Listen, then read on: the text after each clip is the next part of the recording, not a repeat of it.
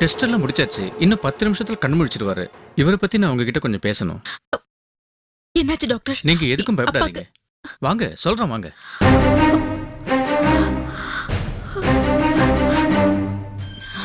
சுதா, அப்பாவை பாத்துக்கோ. டாக்டர் பாத்துட்டு வரேன். சரி.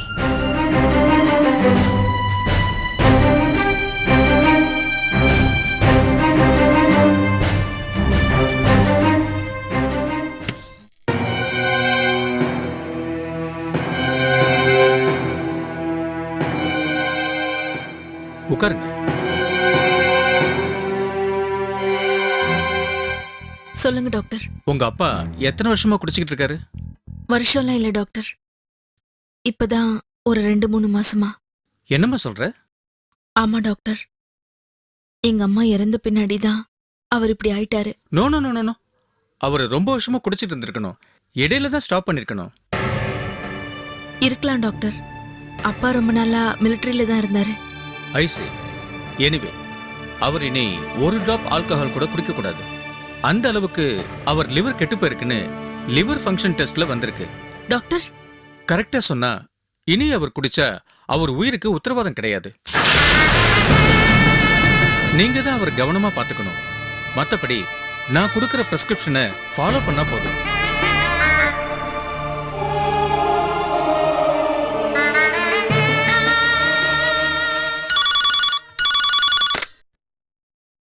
Hello, good. அவரை இங்க வர சொல்லுங்க.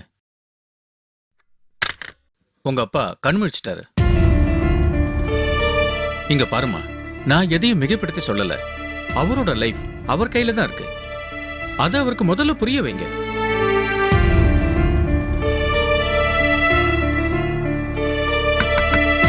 S, come in. May I come in? வாங்க வாங்க. உட்காருங்க. Thank you sir.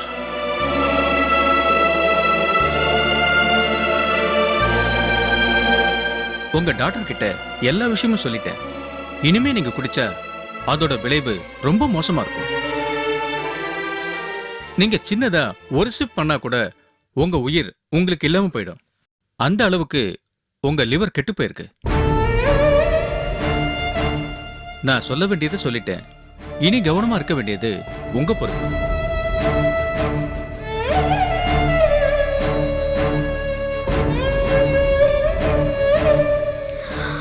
நான் பாத்துக்கிறேன் doctor. Okay, take care. Thank you. Thank you doctor. வாங்கப்பா. வரேன் சார். பாத்துப்பா.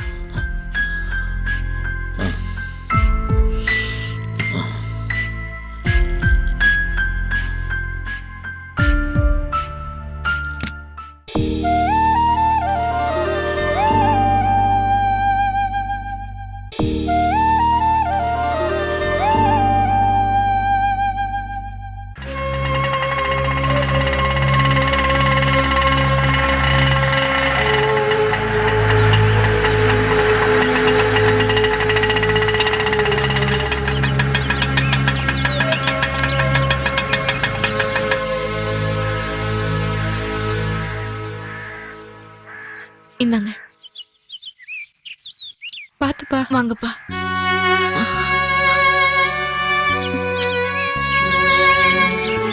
வாங்கப்பா.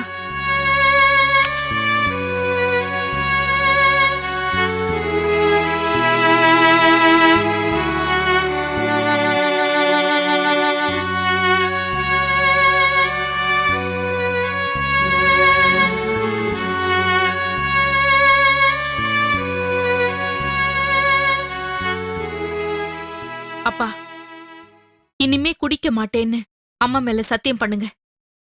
சத்தியமா? நானா? அதை மட்டும் கேட்காத. நான் சொன்னதுதான். நீ அம்மா படத்துக்கு முன்னாடி கிருஷ்ணன் கூட சேர்ந்து வாழ்கிறேன்னு சத்தியம் பண்ணு. நானும் குடிக்க மாட்டேன்னு சத்தியம் பண்ணுறேன். அது முடியாதுன்னா இதுவும் முடியாது. எதுக்கும் முடிச்சு போடுறீங்க? நான் என் புருஷன் கூட வாழறதுக்கும் நீங்க உங்க குடிப்பழக்கத்தை நிறுத்துறதுக்கும் என்ன சம்பந்தம் இருக்கு? சம்பந்தம் இருக்குமா? என் பொண்ணு தான் புருஷன் கூட வாழலைங்கிற கவலை எனக்கும் இருக்கும்ல. சம்பந்தம் இருக்கா இல்லையா? அது நடக்காத விஷயம். அத பத்தி ஏன் இப்ப பேசுறீங்க? அது நடக்காதுன்னா இதுவும் நடக்காது. சுதா, அந்த பாட்டிலை எங்க வச்ச? ஐயோ ஏன்பா இப்படி பண்றீங்க? டாக்டர்ஸ் தான் உங்க உடம்பு இருக்கிற கண்டிஷன் பத்தி அவ்வளவு தூரம் சொன்னாங்கல்ல, இன்னும் திருந்த மாட்டீங்களா? ஆமா, உங்க அக்கா பிடிவாதமா இருந்தா எனக்கு பிடிவாதமா இருக்க தெரியாதா? அவ முடிவை மாத்திக்கிட்டாதான் நானும் என் முடிவை மாத்திக்குவேன். இல்லைன்னா உங்க அம்மா இருக்கிற இடத்துக்கு நானும் சீக்கிரம் போய் சேர்ந்துருவேன். நான் செத்தாதான் அவ வாழ்வான்னா நான் சாகவும் தயார். அப்பா, நீங்க குடிக்கிறதுக்கு சாக்கு தேடுறீங்க. இல்லைம்மா, உன்னை மாப்பிள்ளையோட சேர்த்து வாழ வைக்கதான் நான் வழி தேடிக்கிட்டு இருக்கேன். இந்த பாருமா சுதா, உங்க அக்கா நான் சொல்றத கேட்க மாட்டாங்க. நான் குடிச்சு சாகிறத தவிர வேற வழி தெரியல. அதனால நான் சேர்த்துட்டா கிருஷ்ண மாமாவுக்கு ஃபோன் பண்ணி சொல்லிடு. அவர் நல்லவர், எதையும் மனசுல வச்சுக்காம என்னை எடுத்து அடக்கம் பண்ணிடுவாரு. அப்பா ப்ளீஸ் பா. ஆமாம்மா, உண்மையை தான் சொல்றேன். கிருஷ்ணன் நல்லவருமா. நான் செத்த பிறகு நீங்க இருக்காதம்மா. கிருஷ்ணன் வீட்டுக்கே போயிடு. அவர் உனக்கு நல்ல மாப்பிள்ளையா தேடி வச்சு கல்யாணம் பண்ணி வைப்பாரு. உங்க அக்காவை நம்பாத. உங்க அக்காவை நம்புன நீ அவளுக்கு துணையா வாழ வெட்டியா தான் இருக்கணும். ஏன்பா என்ன உங்க வார்த்தையாலே கொல்றீங்க? ஐயோ, பெரிய வார்த்தையெல்லாம் சொல்லாதம்மா. நான் உன்னை கொல்லலம்மா, நல்லபடியா வாழுன்னு தான் சொல்றேன். நீ தான் என் பேச்சை கேட்காம என்னை குடிக்க வச்சு சாகடிக்க போற. உங்க அம்மா செத்ததுக்கு கிருஷ்ணன் காரணம் இல்லைம்மா, கேன்சர் தான் காரணம். அதுக்காக கிருஷ்ணன் தப்பே பண்ணலைன்னு நான் சொல்லலை. என்ன ஒரு பொய்ய சொல்லிட்டாரு, அது கூட கழுத்துல கத்தி வச்ச மாதிரி ஒரு நிர்பந்தத்தில் சொல்லிட்டாரு. அதை அவரே உணர்ந்து உங்ககிட்ட மன்னிப்பும் கேட்டாரு. அதெல்லாம் முடிஞ்சு போன கதை. நீ 5ஆம் கிளாஸில் பென்சிலை தொலைச்சதுக்கு இன்னைக்கு ஒன்று அடித்தா உனக்கு எப்படி இருக்கும்? அதே மாதிரி தாம்மா கிருஷ்ண விஷயத்தில் நீ பண்ணுறதும். பழசையை நினச்சிக்கிட்டு இருந்தா எப்படிம்மா வாழ முடியும்? நான் சொல்கிறத கேளு. கிருஷ்ணனை திரும்ப ஏற்றுக்கம்மா, எல்லாம் சரியாக போயிடும்.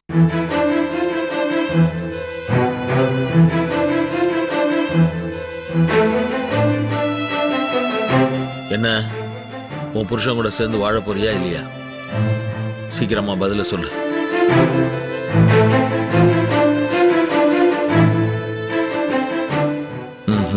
நீ திருந்த மாட்ட. உங்க அப்பனை சாகடிக்காம நீ அடங்கவும் மாட்ட. எக்கேடாவது கெட்டுப்போ. நான் சொல்ல வேண்டியதை சொல்லியாச்சு. இப்போ நான் ஃபுல்லாக தண்ணி அடிக்க போறேன். இங்கே தான் எங்கேயோ வச்சிருந்தேன், காணாம போச்சு. சரி, கடைக்கு போய் ஃபுல்லா தண்ணி அடிச்சிட்டு வந்துடலாம். அக்கா, அப்பா மறுபடியும் போறாருக்கா? அப்பா,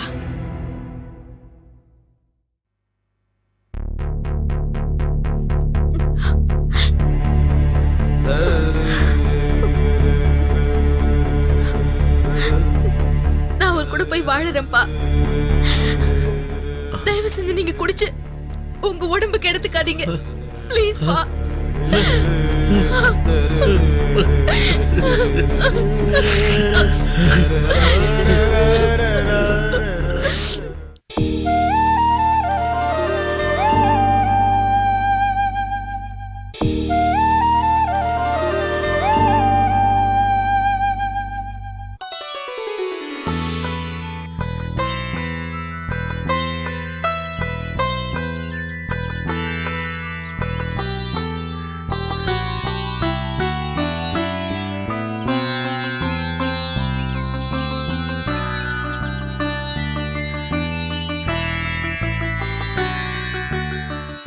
உள்ள போ கௌரி.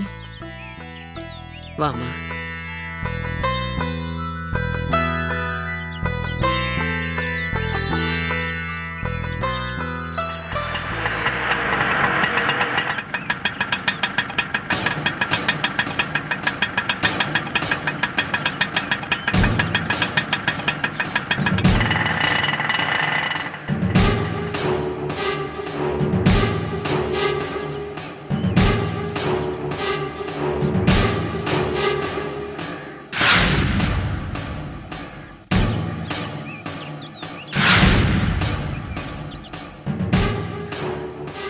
யார் நீங்க? எதுக்கு வந்திருக்கீங்க? யார பார்க்கணும்? வீடு எதா மாதிரி வந்துட்டீங்களா? இல்ல பகையாடி கெடுக்கிறத உறவாடி கெடுக்கலான்னு ஒரேடியா முடிவு பண்ணி வந்துட்டீங்களா?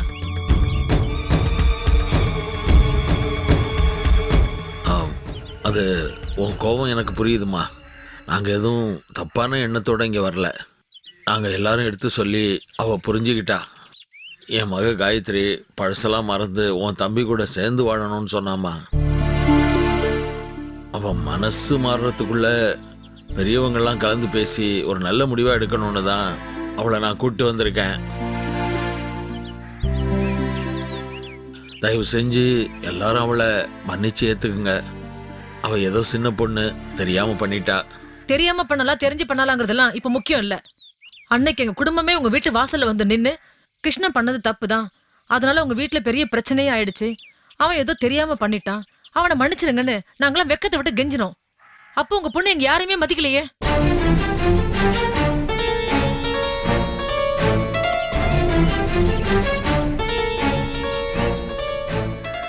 ஏன் கிருஷ்ணனே வாய் திறந்து மன்னிப்பு கேட்டப்ப கூட அவனே அசிங்கம் தானே படுத்தினா? இப்ப திடீர்னு வந்து மன்னிக்கணும்னு சொன்னா என்ன நியாயம்? இத்தனையும் பண்ணி வக்கீல் நோட்டீஸும் அனுப்பி எங்க மனசை நோக்கடிச்சிட்டு இப்ப உங்க பொண்ணுக்கு எங்க இருந்து வந்தது திடீர் ஞானோதயம்? அது அப்படி இல்லைம்மா. என் பொண்ணுக்கு நான் சொன்னதையே தான் உங்களுக்கும் சொல்லணும். நடந்ததையே நினச்சிக்கிட்டு இருந்தா எப்படிம்மா? நடக்க வேண்டியதை பார்க்கணுமே.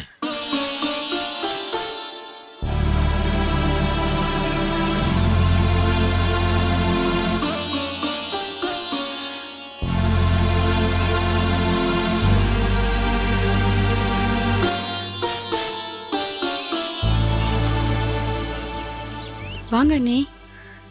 அம்மா, காயத்ரி திருந்திட்டாளாம். அவ திரும்பவும் கிருஷ்ணனோட சேர்ந்து வாழ ஆசை வந்துருச்சான். நாம அவளை மன்னிச்சு ஏத்துக்கணுமா, அவங்க அப்பா சொல்றாரு.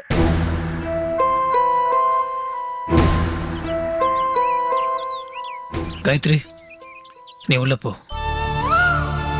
டேய் கிருஷ்ணா, இத்தனை நேரம் வந்தவங்களை வாசல்ல நிக்க வச்சு கேட்காத கேள்விலாம் கேட்டுட்டு இருக்க. எனக்கு பைத்தியமா?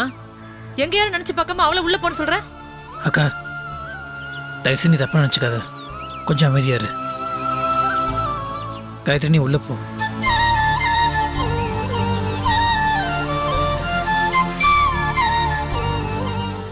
அதுதான் மாப்பிள்ளையே சொல்லிட்டாரம்மா, அப்புறம் ஏமா தயங்குற? அவங்க கோபத்தில் ஏதோ சொல்லிட்டாங்க, அதை மனசில் வச்சுக்கிட்டு இனிமே எதிர்காலத்தில் அதே தப்பை திரும்ப பண்ணாதம்மா. அதுதாம்மா எல்லாருக்கும் நல்லது. காயத்ரி, என்னைக்கு இருந்தாலும் நீ வாழ வேண்டிய வீடு இதாம்மா. அதனால்தான் நாங்க மனசு கேட்காம திரும்ப திரும்ப உன்னை கூப்பிட வந்தோம். அப்ப இழகாத உன் மனசு இப்பவாவது மாறிச்சு. எல்லாம் நல்லதுக்கு தான். எதை பத்தியும் கவலைப்படாம சந்தோஷமா உள்ள போ. எல்லாரும் வாங்க. வாமா. அக்கா,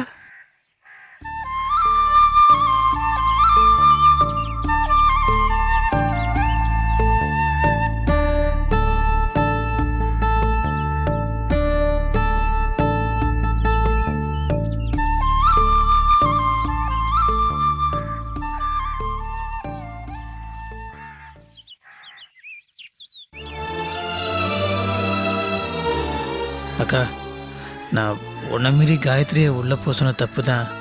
ஆனால் இப்படியே சண்டை போட்டிருந்தா எப்படிக்கா? அதான். டேய், உன் மனசு எனக்கு தெரியாதாடா.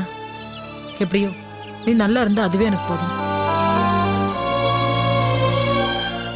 மாப்பிள்ளை, எப்படியோ காயத்ரியை கூட்டிகிட்டு வந்து உங்கள்கிட்ட சேர்த்துட்டேன். இனிமே அவளை பார்த்துக்க வேண்டியது உங்கள் பொறுப்பு. நான் பார்த்துக்கிறேன் மாமா, நீங்கள் கவலைப்படாதீங்க. நாங்கள் கிளம்புறோம் மாப்பிள்ளை. நீங்கள் உள்ளே வந்துட்டு கொஞ்சம் இருக்கட்டும் மாப்பிள்ளை, நீங்கள் 2 பேரும் முதல்ல சந்தோஷமாக வாழுங்க, அது போதும் எனக்கு. போகலாம் மாமா. ஐயோ மாமா, வரேன். வரேன் மாமா.